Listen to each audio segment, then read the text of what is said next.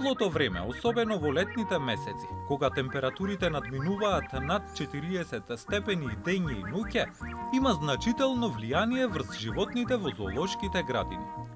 За разлика од нивното природно живеалиште, каде што можат слободно да се движат во потрага по засолниште или вода,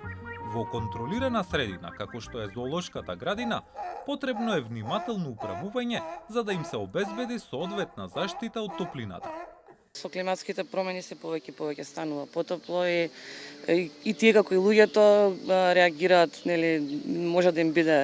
лошо, може да имаат топлотен удар, може да бидат дехидрирани, токму затоа овде во Скопската зоолошка градина постојано се разладуваат, постојано им се менува свежа вода, и тоа не е доволно, се прават базенчиња за нив, а оние животни кои што навистина имаат потреба од тоа, имаат и клима во внатрешни живеалишта и нормално имаат избор дали да бидат внатре или надвор, бидејќи нели не би било хумано да бидат поставени надвор заради тоа што посетители сакале да ги видат. За да се справат со екстремните температури, животните во Скопската зоолошка градина добиваат специјални овошни и месни сладоледи, замрзната риба, како и освежителни тушеви и езерца. Вработените внимателно следат посебен режим на исхрана и хидратација, прилагоден на секој вид. Од она што го гледаме што го прават и во низ светот, и кое што е правилно и за благосостојба на животните.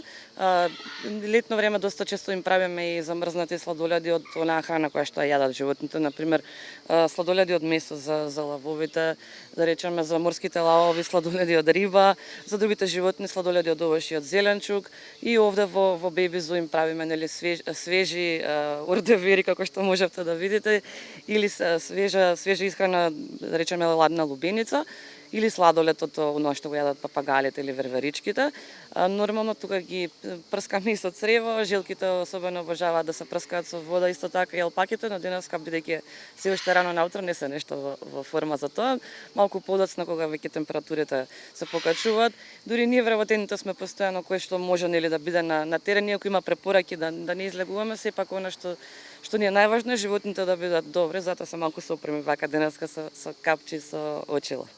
Освен со храна, некои живеалишта се опремени со сенки и вентилација. Во утринските и вечерните часови, кога температурите се пониски, животните се поактивни, додека во најжешкиот дел од денот најчесто одмараат во засолништата. Овие мерки не само што придонесуваат за добросостојбата на животните, туку и нудат едукативна вредност за посетителите, кои можат да научат како различните видови се прилагодуваат на климатските промени и како луѓето можат да помогнат во нивната заштита. Има доста посетеност, особено во најтоплите часови. Знаеме дека летото во Скопје е период на многу наши кои што се враќаат од диаспората, но и многу странци кои што ја посетуваат нашата земја. Доста имаме секој ден странци кои што доаѓаат во Скопје, но нели напоменуваме уште од врата да се пазат и да се заштитат овде низ зоолошката, бидејќи навистина знае времето да биде нели претешко за сите, не само за животните. Од зоолошката градина во Скопје велат дека во изминативе години приоритет им била рехабилитацијата на живеалиштата на животните. Но поради тоа што цената на билетот од 80 денари со години останува непроменета, а трошоците постојано растат, во моментов немаат финансиска можност за набавка на нови животни. Последните години зоолошката градина е навистина во некоја потешка ситуација со оглед на тоа што цените на влезниците овде се останати само 80 денари, а се друго се поскапе и цените растат со струјата, водата, значи трошоците на градината се огромни и токму затоа тимот на зоолошката овие години се мотивираше да ги реконструира старите живеалишта, барем нешто да се среди колку што може во зоолошката, а понатаму со план нормално да се носат нови животни, бидејќи ако се нема услови за тие нови животни, не би било нели и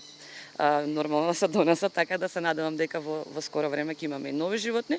но највеќе тоа би било кај оние животни на кои што им треба пар, односно се сами. Мислам дека е тоа најхумано, бидејќи исто како и луѓето и животните не сакаат да бидат сами. Но и покрај предизвиците што ги носат климатските промени и зголемените трошоци за одржување,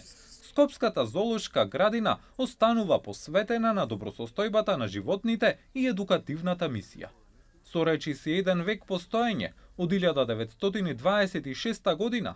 таа и денес представува омилена дестинација за многу семејства, љубопитни деца и љубители на животните.